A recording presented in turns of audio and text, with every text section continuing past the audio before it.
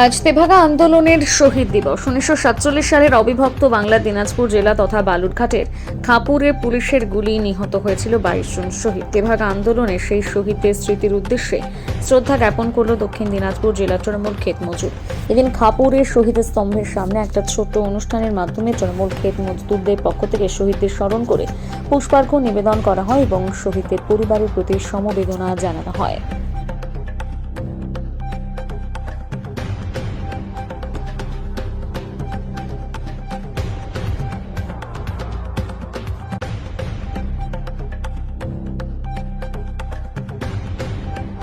কি প্রোগ্রাম এখানে আজকে আপনার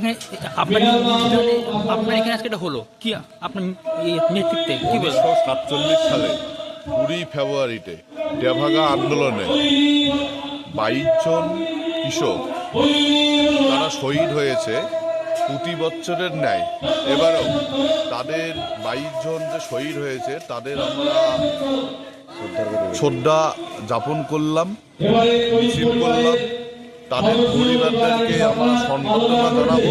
কিষাণ ক্ষেত মজুরের তরফে থেকে বস্ত্রদান করব।